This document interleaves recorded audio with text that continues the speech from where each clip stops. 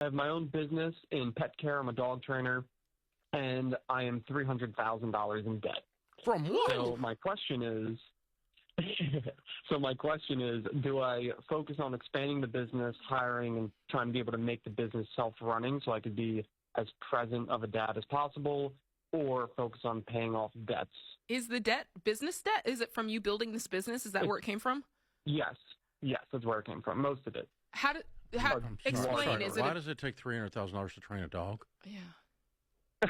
So we started mobile. So I started the business when I was 19, doing it mobile, kept costs low, did it out of my truck. And then as we expanded, we decided that we needed a facility. So we rented and then kind of renovated a 4,000 square foot facility. That was in April of last year.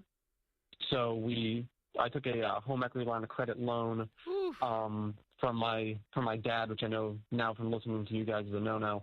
Just give me a quick synopsis. If I bring my dog to you and say I'm dropping my dog off, train him, what does it cost me? What do you cost for a service? I'm just curious. Our lowest package is $33.75, and our most expensive package is $8,000. Okay. And these are house pets. They're not service animals or anything. Some are service dogs. Some are protection dogs. We work with a large range. You're doing protection dogs for $8,000. Wow. That's low. Okay. All right. Now, so you spent money renovating someone else's building that you rent? Yeah. So we did like walking kennels. We had to put in. But you don't own the building. Walls.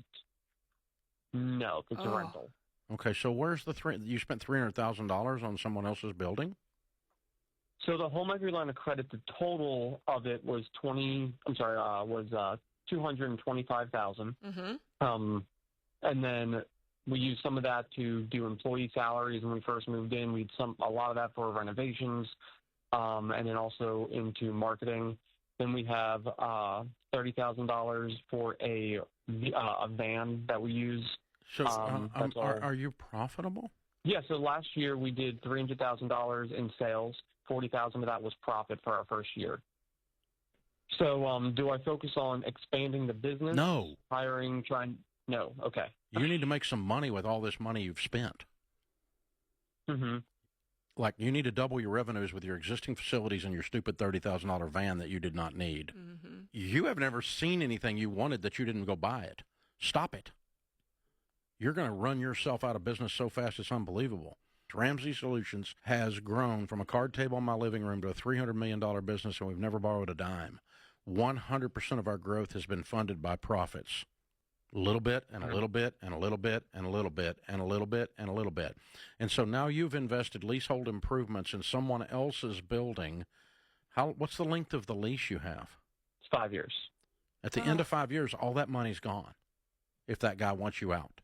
You've got to amortize all of that cost in 5 years on $40K profit. You can't even come close. The total cost of renovations alone that we did was between like $50,000 and $65,000. The goal was to then extend our lease once that 5 years was up. Yeah, that's a goal. That's a wish. That's a hope. It's not how you run a business. Okay. So what you, as a young entrepreneur, what I would have you to do is I want you to concentrate on getting revenues up without spending any more money. Would that include employee overhead? Quote, expanding. Work. How many employees do you have? Okay. It's just me. I work completely by myself. I thought you said you spent some of this on salaries. Where the heck did the $200,000 go? All I got's 30 in improvements or 40 in improvements and a $30,000 van. Where'd the rest of it go? You paid yourself out of the loan? No. I didn't pay myself out of the loan. We had employees. We had up to 3 at one point. But then in October, we got pretty slow, so I let everyone go down to just me working. And then you have a $40,000 a year job that you own. So your job is to make it an $80,000 a year job that you own, and then a $100,000 a year job that you own. You need to find out the most profitable areas of your business and grow those areas, and yes, you need to do it.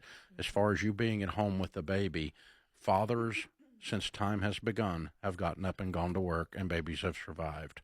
And you're going to work, my son. You have $300,000 in debt. You've made a mess, and you need a shovel, and you is the shovel. I'm going to send you a copy of the EntreLeadership book. Jump in on the EntreLeadership podcast and start listening to it that I do on small business and so forth, because we've coached people exactly like you for 20 years. And I love small business people. But the disease that you have is the idea that if I spend more, I'm always going to make more. And that is a disease that doesn't work in business. Spending does not equal income. And so you've bought everything fresh and shiny and new, and now you need to go make some money.